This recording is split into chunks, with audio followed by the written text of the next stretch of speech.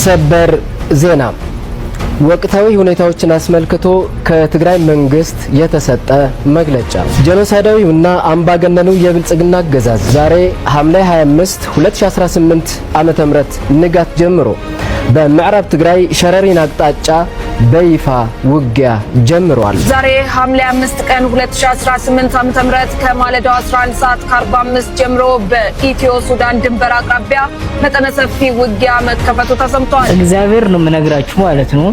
የመጣው ይምጣ ብዬ እኔን ቪዲዮ የምሰራው ታውቃላችሁ። አማራ ክልል እግዚአብሔር ሕግ የለም ማለት ነው። አብዮታዊ ዲሞክራሲ ስለ መንግስት ያለው እሳቤና የመደመር መንግስት ያለው እሳቤ ለየቅል ነው፣ አይገናኝም። የብልጽግና ፕሮስፐሪቲ ፓርቲ ኢሉዥን ነው። በቃ ምንም የሚዳሰስ የለም።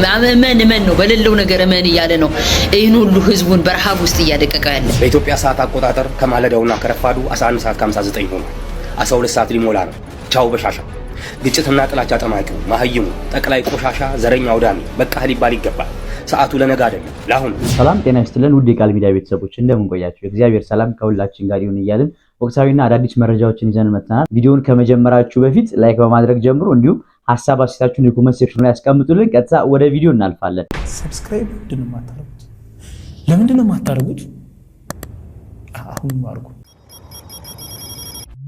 ዛሬ ሐምሌ 5 ቀን 2018 ዓመተ ምህረት ከማለዳው 11 ሰዓት ከ45 ጀምሮ በኢትዮ ሱዳን ድንበር አቅራቢያ መጠነ ሰፊ ውጊያ መከፈቱ ተሰምቷል።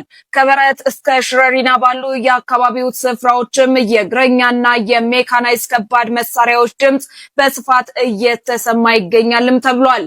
አውራምባ ታይምስ እና አንድ አፍታ ሚዲያ እንደዘገቡት ከሆነ ውጊያው የተቀሰቀሰው በኢትዮጵያ ሰራዊትና በአካባቢው ይንቀሳቀሳል በተባለው የትግራይ ኃይል አርሚ 70 ክፍሎች መካከል ነው። ዛሬ ንጋት ላይ የተቀሰቀሰውና አሁንም የቀጠለው ይህ ከባድ ውጊያ ወደ ሌሎች ግንባሮችም ሊስፋፋ ይችላል የሚል ከባድ ስጋት መኖሩን እነዚህ ምንጮች ጨምረው ገልጸዋል። ሰበር ዜና ወቅታዊ ሁኔታዎችን አስመልክቶ ከትግራይ መንግስት የተሰጠ መግለጫ። ጄኖሳይዳዊውና አምባገነኑ የብልጽግና አገዛዝ የትግራይ ህዝብ ለማጥፋት ሲያካሂደው የቆየው ሁለንተናዊ ከበባና ክልከላ በድሮንና ተላላኪ ታጣቂዎቹ ሲያደርሰው የቆየው ጥቃት ወደ ከፍተኛ ደረጃ በማሸጋገር ዛሬ ሐምሌ 25 2018 ዓመተ ምህረት ንጋት ጀምሮ በምዕራብ ትግራይ ሸረሪን አቅጣጫ በይፋ ውጊያ ጀምሯል። ይህ ስርዓት ወደ ስልጣን ከመጣበት ጀምሮ በትግራይ ህዝብ ላይ ጄኖሳይድ በማወጅ ሁሉም አይነት ዓለም አቀፍ ወንጀሎች የፈጸመና እየፈጸመ የቆየ ሆኖ ከፕሪቶሪያው ስምምነት በኋላም የትግራይ ህዝብ ለማንበርከክና ለመበተን ካለው ጽኑ ፍላጎት የተነሳ የተለያዩ ሴራዎች፣ ከበባና ክልከላ እንዲሁም ወታደራዊ ዝግጅቶች ሲያደርግ ከቆየ በኋላ ትግራይን ዳግም ለመውረርና የትግራይ ህዝብ ለማጥፋት አሁን ላይ ውጊያ ከፍቶብናል። ስለሆነም በውስጥና በውጭ የምትኖር የትግራይ ህዝብ ሁላችሁም የትግራይ የጸጥታ ኃይሎች፣ የትግራይ ብሔራውያን ኃይሎችና ታጋዮች፣ የትግራይ ሲቪል ማህበራት፣ የትግራይ የሃይማኖት ተቋማትና ሌሎች የሚመለከታችሁ አካላት ብሔራዊ ህልውናችን ለማረጋገጥ በሚደረገው ፍትሃዊ ትግል እምቢ ለብሔራዊ ጥፋት ብላችሁ ዛሬም እንደ ትናንቱ ተአምራዊ ታሪክ ለመስራት እንድትዘጋጁ ጥሪያችን እያቀረብን የተጀመረውን ዳግማዊ ወራርና ጄኖሳይድ የሚመለከቱ ለውጦች በሚመለከታቸው አካላት በየጊዜው አስፈላጊውን ማብራሪያና መግለጫ የሚሰጥ መሆኑን እናሳውቃለን። በዚህ አጋጣሚ ህዝባችን አስፈላጊ ጥንቃቄዎች እንድታደርግ እናሳስባለን። ዓለም አቀፉ ማህበረሰብ ጄኖሳይዳዊውና አምባገነኑ የብልጽግና አገዛዝ በቀጠናው እየከፈተው ባለው ጦርነት ሊያደርሰው የሚችል መዘዝ ግንዛቤ ሊወስድ ይገባል። የትግራይ ብሔራዊ ክልላዊ መንግስት ሐምሌ 25 2018 ዓመተ ምህረት መቀለ።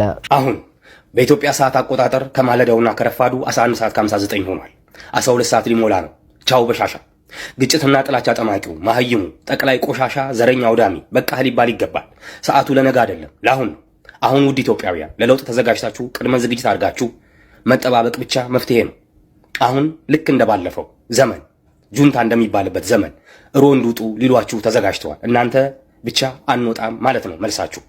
ምን አገባኝ ነው ምላሻችሁ። ደጀን ሁኑ፣ ገንዘብና ስንቅ አዋጡ፣ መረጃ ስጡ፣ በፕሮፓጋንዳ ደግፉን ሊሏቸው ተዘጋጅተዋል። እነሱ ለመሸሽ ሻንጣቸውን ሸክፈዋል፣ ዶላራቸውን አጭቀዋል። እንደዚህ አይነት ደናቁርቶች የሚሏችሁን እምቢ ማለት ብቻ ነው ምላሻችሁና መፍትሄው። በትግራይ ላይ አማራ እንዲነሳ የሚቀሰቅስ፣ በአማራ ላይ ትግራይ እንዲነሳ የሚቀሰቅስ፣ በወለጋ ላይ ጅማን፣ በቱለማ ኦሮሞ ላይ ሌላኛው ኦሮሞ እንዲነሳ፣ በሶማሌ ላይ ኦሮሞውን፣ በአፋሩ ላይ ሶማሌውን፣ በወላይታው ላይ ሲዳማውን፣ በከባታው ላይ ሀዲያውን እንዲጨፋጨፍ 24 ሰዓት ሙሉ የተጋ ለ8 ዓመታት በአራተኛ ክፍል ጭንቅላቱ መጥቶ አንዱን በአንዱ ላይ እንዲነሳ ሲዘምት ጥላቻ ሲሰብክ የቆየ ሲለፋ የደከመ ግለሰብ በቃ ሊባል ሊሸኝ ሰዓቱ ጨርሷል። ድል ለሰፊ ኢትዮጵያ ሕዝብ ባላችሁ በተዘጋጁ ጽምዶ እየመጣ ነው።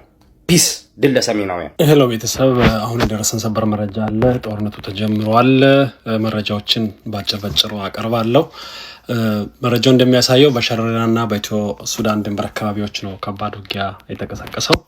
ከተለያዩ መረጃ ምንጮች ለማጣራት ሞክሬያለሁ። ዛሬ ቅዳሜ ሐምሌ 25 ቀን 2018 ዓ.ም እኩለ ሌሊት አካባቢ ነው ውጊያ የተጀመረው። አንዳንዶች ከንጋቱ 12 ሰዓት ይላሉ፣ አንዳንዶች ከንጋቱ 11 ሰዓት ጀምሮ ይላሉ። ቦታው በወልቃይት ጠገዴ ሰቲት ሁመራ ዞን በኢትዮ ሱዳን ድንበር አካባቢ ነው ከፍተኛ ውጊያ የተቀሰቀሰው ዛሬ። የግጭቱን አጠቃላይ ሁኔታ በተመለከተ የሚከተሉትን ዋና ጉዳዮች አቀርብላችኋለሁ።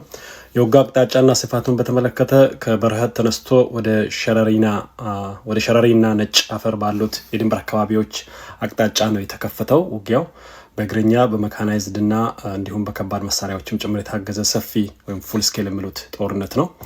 ተፋላሚ ኃይሎቹ ከባድ ውጊያ የሚካሄድበት አካባቢ ላይ የኢትዮጵያ መከላከያ ሰራዊት በስፍራው የሚንቀሳቀሱ የትግራይ ኃይሎች ብሎ ራሳቸውን የሚጠሩ በተለይ አርሚ 7 አካባቢ ያሉ ናቸው ትንኮሳ የፈጸሙት በሰራዊታችን ላይ።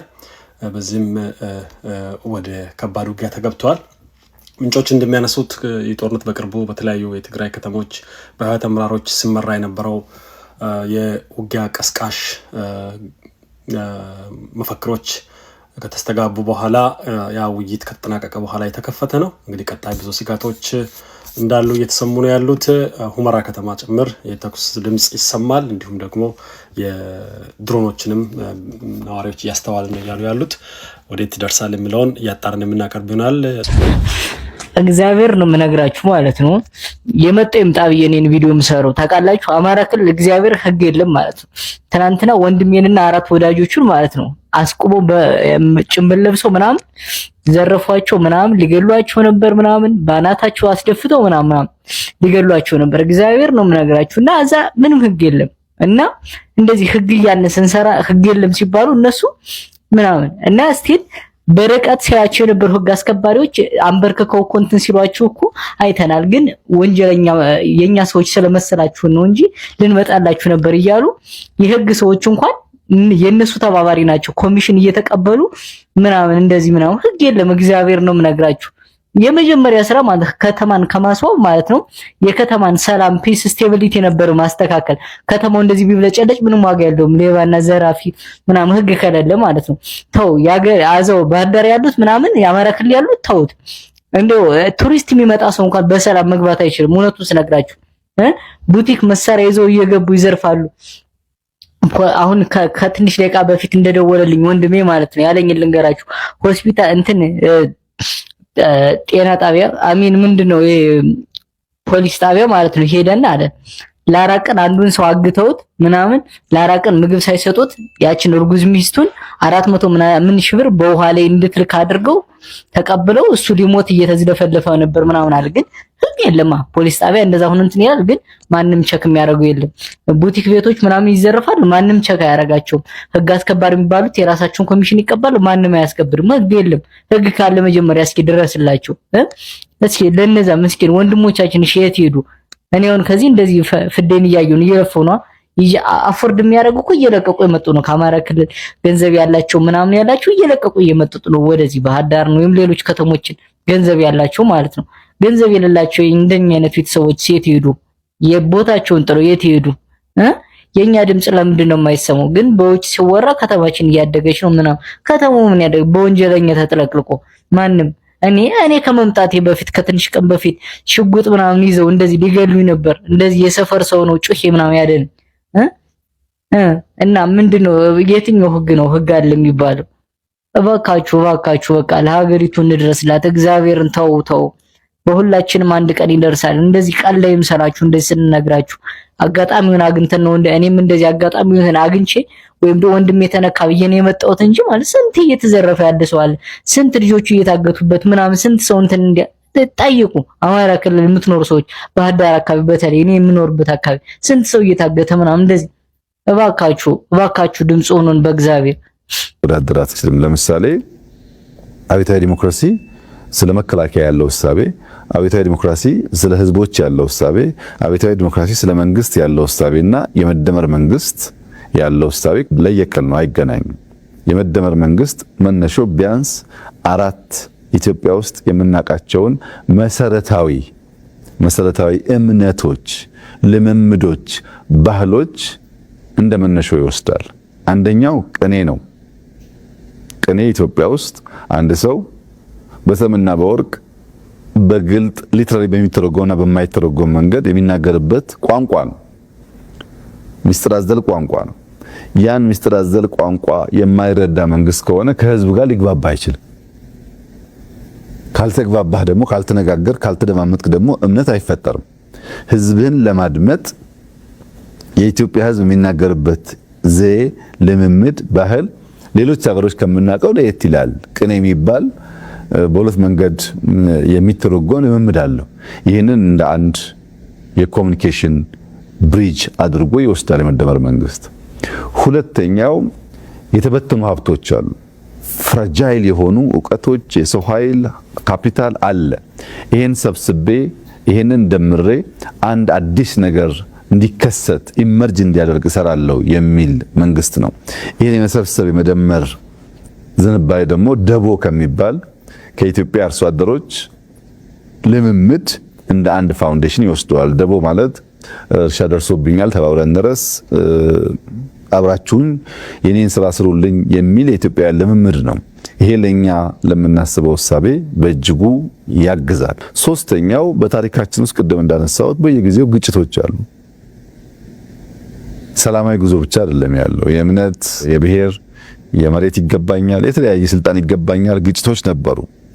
እነዚህን ግጭቶች እየፈታ ያቆየበት መንገድ የሪኮንሲሌሽን ካልቸራችን ሽምግልና፣ ካሳ፣ እርቅ፣ ይቅርታ የሚባሉ ነገሮች አሉት። ይህንንም እንደ አንድ ፋውንዴሽን የመደመር መንግስት ይወስዳል።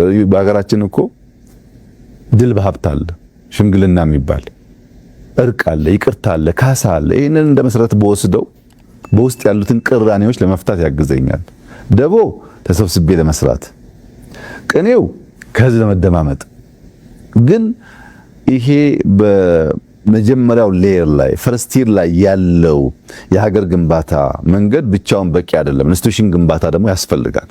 ለኢንስቲትዩሽን ግንባታ ደግሞ ገዳን እንደ መሰረት ይወስዳል። ገዳ ለብዙ መቶ ዓመታት ብዙ አይነት ጥቃት እየደረሰበት ከልጅ ልጅ ሲወራረስ የቆየ መንግስታዊ ስርዓት ነው። ይሄ መንግስታዊ ስርዓት የስልጣን ገደብ የሚያረጋግጥ፣ ግልጽ የስልጣን ክፍፍል የሚያረጋግጥ፣ አንተም መስራት ያለብን እኔ ማድረግ ያለብኝን ያኛው ማድረግ ያለበትን በግልጽ የሚያስቀምጥ።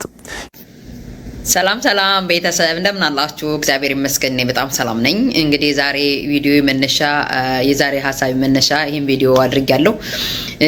እርግጠኛ ነኝ ክፍል 2 ይኖረዋል። ክፍል 2 እንድትከታተሉት በጥሞና ጋብዛለሁ። ምክንያቱም አብይ አህመድ ለምን መጣ የሚል ኮር ነገሮችንና የህዝባችን የወደፊት አቅጣጫ ከዚህ ችግር ከዚህ መከራ መውጣት ያለበት እንዴት ነው የሚሉትን አቅጣጫዎችንም ለመጠቆም ያህል ማነሳበት ክፍል 2 ላይ መጣለሁ። ነገር ግን ይህንን ቪዲዮ ልሰራ የፈለኩት አንድ ነገር በጣም ስላነሳሳኝና ስለገረመኝ ነው።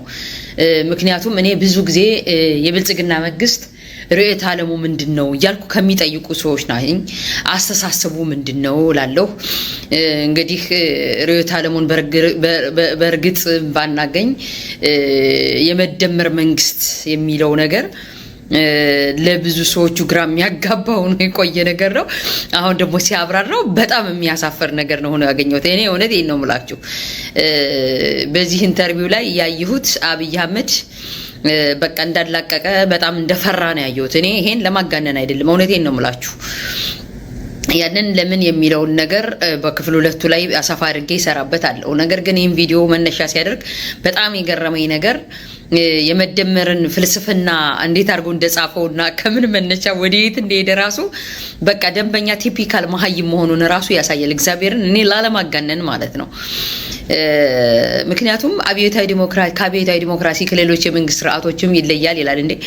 አብዮታዊ ዲሞክራሲ እኮ የነበረበት ህብረተሰቡ የተሻለ ለውጥን እንዲሁም ይሻ የነበረው ይሄን የቁልቁለት የመደመር መንግስት የሚባለው ስርዓት ከመምጣቱ በፊት አብዮታዊ ዲሞክራሲ እኮ ለውድድር ማይበቃም ይላል። እውነቱን ነው። ከሱ ስርዓት ጋር አብይ አህመድ መንግስት ጋር ሊወዳደር የሚችል ስርዓት አይደለም። የእውነቴን ነው። ጥላቻ ስለተዘራበት ብቻ እንጂ አብዮታዊ ዲሞክራሲ ግብርና መር ነው። ግብርና መር ኢንዱስትሪ ነው የሚባለው። ቤዙ 85% የአርሶ አደሩ ክፍል ነው። ይሄንን የአርሶ አደር ክፍል ደግሞ በትምህርት በጤና በግብርና ብቁ አድርጎ መገኘት ነው። ያንን ደግሞ በትምህርት በጤና በግብርና ብቁ አድርጎ ለመገኘት ኮር በሆኑ ፒላር በሆኑ ኢንስቲትዩሽኖች ብቁ ለማድረግ ደግሞ አብይ አህመድ እንደሚያወራው ቱሪናፋ ዝም ብሎ ወሬ አይደለም። ግራውንድ ላይ የወረደ አርሶ አደሩ ላይ ማሰልጠኛ ተከፍቶ የግብርና ስልጠናዎች የሚሰጡበት የግብርና ባለሙያዎች በየተለያየ ዲፓርትመንት ኤክስፐርቶች ሳይቀሩ ምድር ላይ ወርደው የሚሰሩበት የትምህርት ዘርፉ ላይ ብንመጣ ትምህርት ለሁሉም ተብሎ ማንኛውም ህፃናት 7 ዓመት የሞላው ህፃናት ወደ ትምህርት ቤት የሄዱበት ይሄ እኮ ታሪካችን ነው።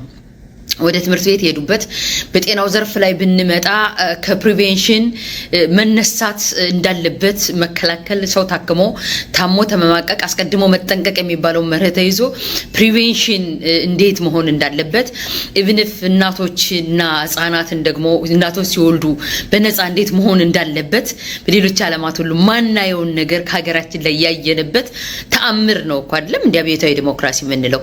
ነገር ግን የነበረው ጥያቄ ይላል ለውጡ ከመጣ በኋላ በህብረተሰቡ ዘንድ ስዟዟር የሰማው ጥያቄ የልማት ጥያቄና የዲሞክራሲ ጥያቄ ነበር ይላል። ይህን ጥያቄ ተቀብሏል። ይሰውዬ ሰው ሪስፔክት አድርጎ ተቀብሎት በተናገረው ቃል አምኖት የፖለቲካ ጥያቄና የልማት ጥያቄ ሲያቀርብለት እሱ ግን ምንድነው ያቀረበለት?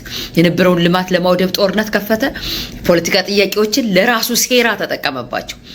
ጎንደር ህዝብ ላይ ሄዶ ተቀምጦ ጎንደርን ህዝብ ከትግራይ ህዝብ ምን ያጣላልኛል፣ የአማራን ህዝብ ከትግራይ ህዝብ ምን ያጣላልኛል ብሎ ዛሬም ድረስ ካርዱን ሊጠቀምበት የቻለው ሲነሳ የነበረውን የፖለቲካን ጥያቄ ወደ ራሱ ቀይሮ እንዴት አይነት እኩይ ሰው እንደሆነም አይተናል። በሁለተኛ ደረጃ የራሱን የመደመር ስርዓት ሲያመጣ አገር በቀል ስርዓት እንዳልሆነ ሁላችንም እናውቃለን። የብልጽግና ፕሮስፐሪቲ ፓርቲ ኢሉዥን ነው። በቃ ምንም የሚዳሰስ የለም። እመን ነው በሌለው ነገር እመን እያለ ነው ይህን ሁሉ ህዝቡን በረሃብ ውስጥ እያደቀቀው ያለ።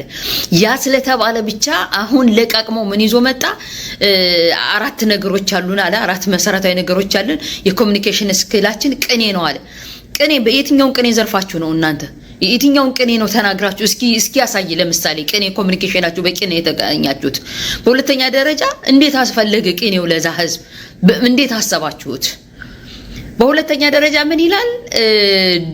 ደቦንን ወስደናል አለ። የተለያየ ነገሮችን ሰብስበን የተለየ ነገር ማምጣት ምንፈልግ መንግስታት ስለሆነ ሪሳይክል ነህ እንዴ? የተለያየ ነገር ላይ ሰብስበ የተለያየ ነገር የምታመጣው ያንን ደቦ ላይ ወሰድናል። በጣም የሚያሳዝን እኮ ነው።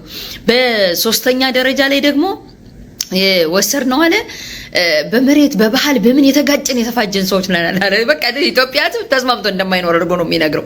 ለዚህ ደግሞ አለ በጣም ይሄ ምንድነው ሪኮንሲሊዬሽን ምናምን ነገጎች ራሳቸውን የቻሉ ናቸው።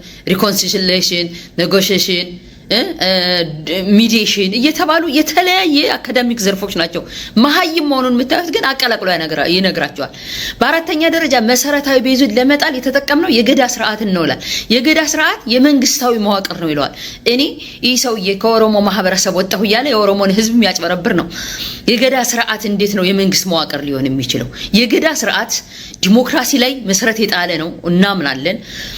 እነዚህ የገዳ ስርዓቶች ግን በማህበረሰቦች ዘንድ ትረስ ተሰጧቸው የእምነትም የባህልም ቅንጅት የያዙ እንጂ የመንግስታዊ መዋቅሮች አይደሉም። አዎ ሲወርድ ሲዋረድ የመጣ ነው።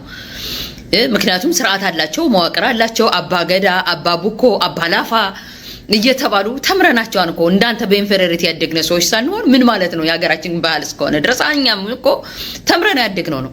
ነገር ግን አደኩበት በሚለው ማህበረሰብ እንኳን በሚያጭበረብረው ማህበረሰብ እንኳን አባገዳ ስርዓትን እንዴት አድርጎ ለኢንስቲትዩሽን ግንባታ አለና በምን መልክ አባገዳን ስርዓት ራሱ እንደገለጸው በጣም የሚያሳፍርና የሚያሳዝን ነው። ዝሮ አብዮታዊ ዲሞክራሲና ሌሎችን ብሎ የሱን የመደመር ስርዓትን ባመጣበት መልክ ማለት ስላለብኝ ነው ይህን ቪዲዮ የሰራሁት። ብንሰርክም ባንሰርክም እንኳን ክርስቲያኖን መሬት